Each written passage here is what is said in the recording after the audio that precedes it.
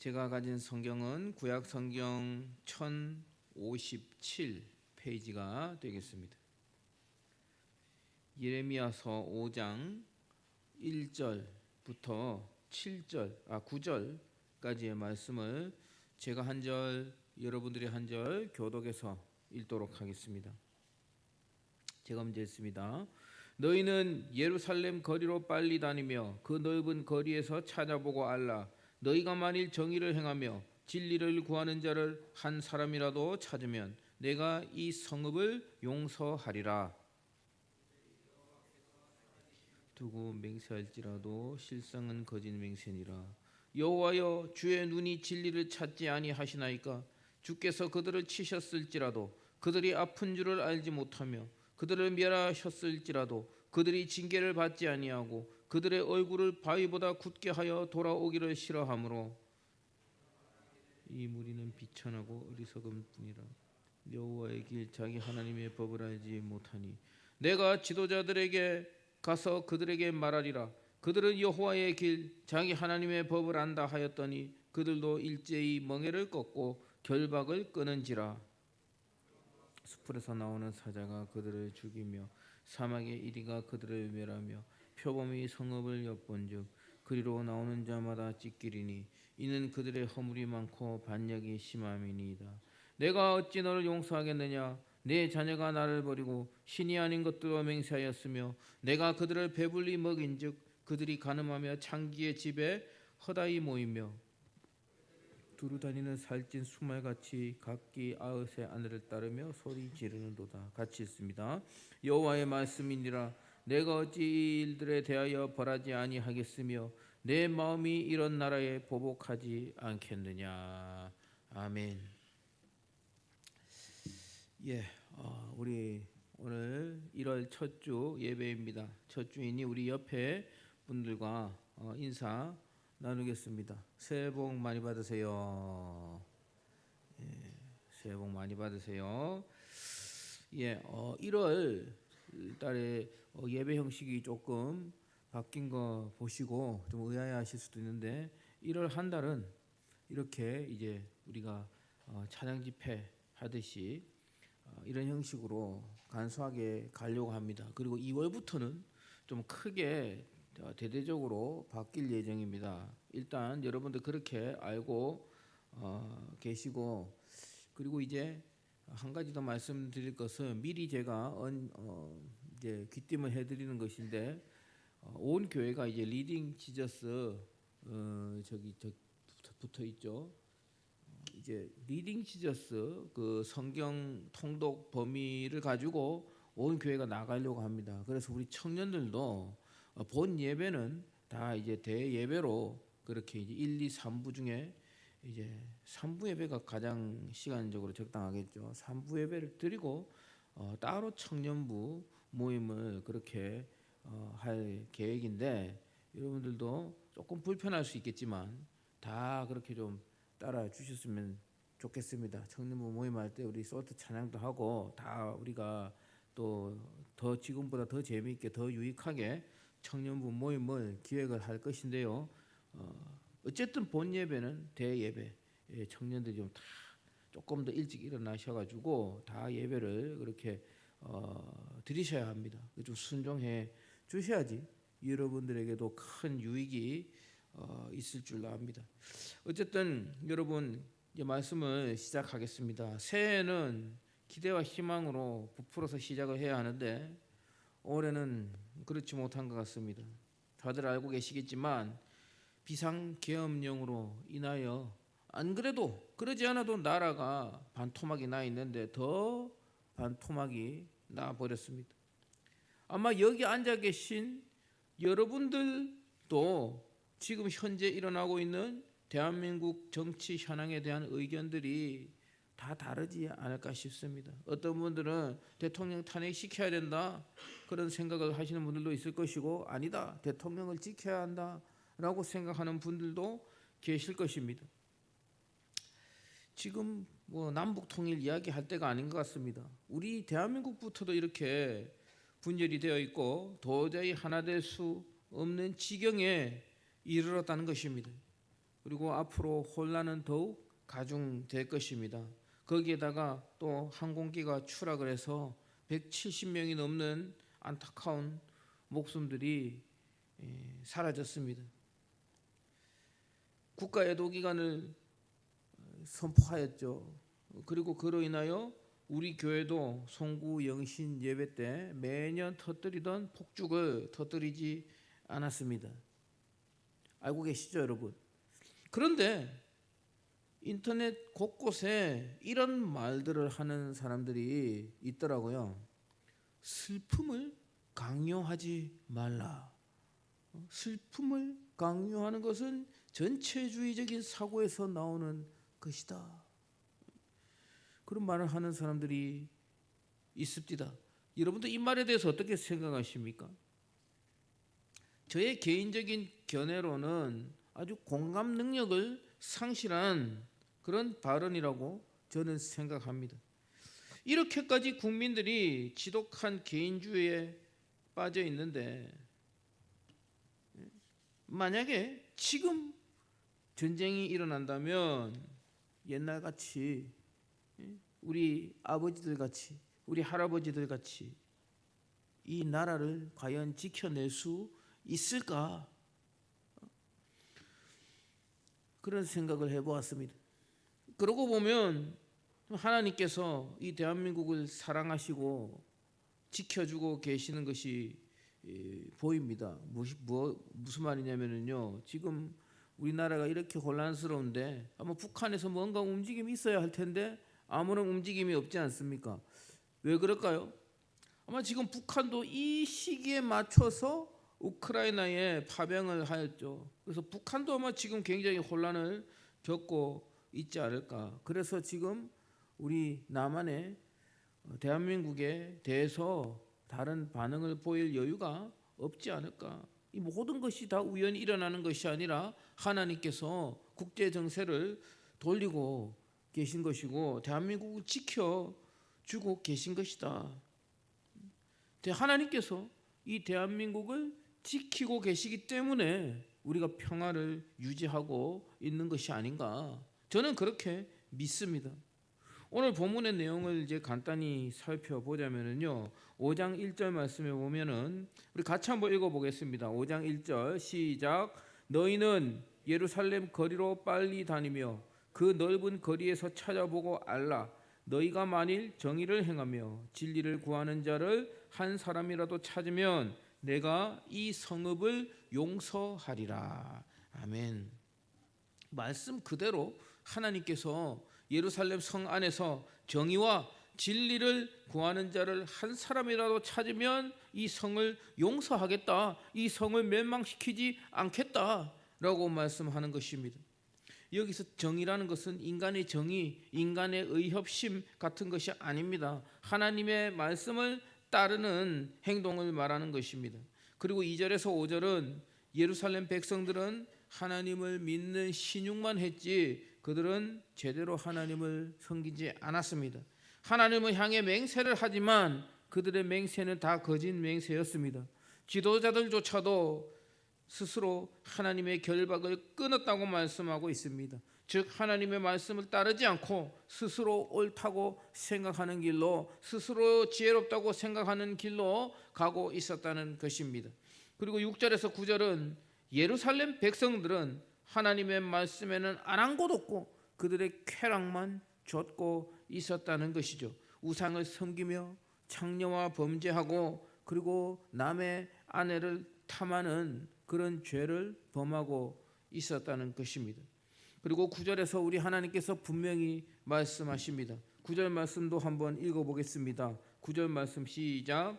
여호와의 말씀이니라. 내가 어찌 이 일들에 대하여 벌하지 아니하겠으며 내 마음이 이런 나라에 보복하지 않겠느냐. 여러분, 보복한다는 말씀입니까? 보복 안 한다는 말씀입니까? 보복하겠다. 반드시 내가 너희들의 행위에 보복하겠다 라고 말씀하는 것입니다. 이 보복이 무엇입니까? 바벨론이 쳐들어와서 나라가 망하고 예루살렘 성은 불타고 백성들은 칼에 죽고 포로로 포로로 잡혀갔습니다. 여러분도 한번 생각해 보십시오. 적군이 쳐들어왔습니다. 집을 다 불태우고 사람을 죽이고 포로로 잡아갑니다. 잡아가는데 여러분 가족 단위로 잡아갔겠습니까? 아, 너희 둘이는 부부니까 너희 둘이 내가 잡아갈게. 그렇게 했을까요? 뿔뿔이 흩어졌을 것 아니겠습니까? 포로에게 인권이 어디 있습니까? 다 뿔뿔이 잡혀갔겠죠. 그리고 필요에 따라서 나눠줬겠죠. 노예로 다 팔려갔겠죠. 내 자녀가, 내 사랑하는 자녀가 적군에게 잡혀가는데 부모가 손을 쓰지 못합니다. 내 가족이 적에게 능욕을 당하는데 어떻게 할 수가 없는 그런 지옥 같은 일들이 펼쳐졌다는 것입니다. 여러분, 왜 이런 일을 당했습니까? 하나님은 이 일을 행하시기를 기뻐하셨겠습니까? 그렇지 않습니다, 여러분. 예루살렘 성 안에서 의인이 한 명이라도 있으면 그 의인 한 사람 때문에 예루살렘을 용서하겠다. 의인 한 사람만 있으면 그 의인이 피해를 당하면 안 되기 때문에 내가 이 예루살렘을 용서하겠다 라고 말씀하셨습니다. 그러나 예루살렘 성 안에는 의인 한 사람이 없었다는 것이죠. 사랑하는 우리 청년 여러분, 이 나라를 지켜주실 분은 하나님 한 분밖에 계시지 않습니다. 여러분, 외국에서는요 이미 이 한반도를 러시아나 우크라이나처럼 전쟁이 언제 터져도 이상하지 않는 그런 불안한 지역으로 이미 예전부터 보고 있었습니다. 제가 그걸 어떻게 아냐면요, 제 동기들이나 친한 선후배 목사님들 미국이나 남아프리카나 이런 데서 이제 유학을 가 있는 분들이 계세요. 그런 분들이 이제 연락이 와요.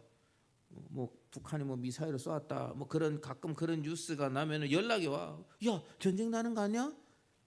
전쟁 나는 거 아니야? 피난 가야 되는 거 아니야? 외국에서는 엄청 우리나라를 불안하게 보고 있는 거예요. 지금도 마찬가지죠. 대통령이 탄핵이 되니 많이 하니까 미국에 있는, 우리는 사실 별로 감각이 없는데 미국에 있는 제 지인들은 나라를 위해서 잠이 오지 않는다. 그런 말들을 카톡으로 주고받고 있다는 것이죠. 제가 앞에서도 언급했지만 북한이 우크라이나에 파병을 해서 조용한 이유도 있겠지만 어쩌면요 여러분 기다리고 있을지도 모릅니다. 기다리고 있을지도 몰라. 쳐들어가서 100% 이길 수 있는 그런 승산이 생길 때까지 조용히 기다리고 있을 수도 있다는 것이죠. 제가 김정은이면 그렇게 할 것 같아요. 계속 기다리다가 미국이 물러가고 한 방에 정말 전쟁을 해서 승리할 수 있는 그 타이밍을 노리고 있지 않을까. 군대의 기강은 계속 해이해져 가고 있고 출산율 저하로 인하여 그나마 해이한 군대도 이제는 없습니다. 군인들도 없대요 지금. 저는 매일 새벽 기도를 하고 있는데 주로 제가 어떤 기도를 하겠습니까? 사랑하는 내 아들 제이가 잘 크도록 기도하고, 그리고 하나님 때가 되었을 때 또 담임 목회지로 가서 담임 목사로서 사역을 감당할 수 있게 길을 열어주세요. 그런 기도를 하고 있습니다. 여러분들하고 비슷해요. 여러분들도 하나님 결혼할 대상자를 주세요. 믿음의 배우자를 주세요. 그리고 좋은 직장에 취직할 수 있도록 길을 열어주세요. 그런 기도들을 하겠죠. 여러분들도. 저도 마찬가지입니다. 그런데 요즘은 제가 그 기도를 잘 못하고 있습니다. 왜냐? 이대로 가다간 나라가 망할 것 같아서 그렇습니다. 여러분, 나라가 없는데 직업이 무슨 소용이며 담임 목사가 무슨 소용이며 내 자녀의 앞날이 어디 있습니까? 미래가 어디 있습니까? 나라가 없는데. 그런 생각이 들었습니다. 여러분들 무슨 기도합니까? 결혼을 위해서 기도합니까? 취업을 위해서 기도합니까? 진학을 위해서? 여러분들 기도하고 있지 않습니까? 미래를 꿈꿀 수 있고 미래를 준비할 수 있고 미래를 위해서 기도할 수 있다는 그 자체가, 그런 환경에서 살고 있다는 자체가 이것이 행복이고 특권인 것입니다. 당장 오늘 죽을지 살지 모르는 전쟁을 열심히 하고 있는 그런 나라에 태어났다고 생각해 보십시오. 여러분, 미래가 어디 있습니까? 결혼이 어디 있습니까? 진학이 어디 있습니까?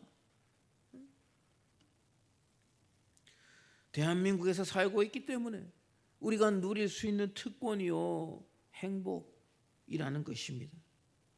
하나님께서 오늘 말씀처럼 이 나라에 보복하신다면 어떻게 될까? 이 나라에 전쟁이 일어난다면, 나라가 망한다면 어떻게 될까? 사랑하는 청년 여러분, 여러분들이 머지않은 미래에 결혼을 할 것입니다. 이미 결혼을 한 청년들도 몇 분 계시고, 그리고 또 2세를 품고 있는 사람도 있습니다. 자녀를 낳을 것입니다. 여러분들 모두가 결혼을 해서 세월이 흘러서 그 자녀가 장성하고 성인이 되고, 내 사랑하는 자녀가 자라서 지옥 같은 전쟁터에서 서로를 죽고 죽이는 그런 전쟁을 치르게 될 수도 있다는 것입니다. 여러분들이 죽을 때까지, 여러분들의 자녀들이 장성해서 이 세상 다 살 때까지 우리가 지금 누리고 있는 이 특권을 계속해서 누려야 하지 않겠습니까? 우리는 이 말씀 앞에 두려워 떨어야 합니다. 지금 졸 수가 없는 것입니다. 여러분, 지금 졸음이 오십니까?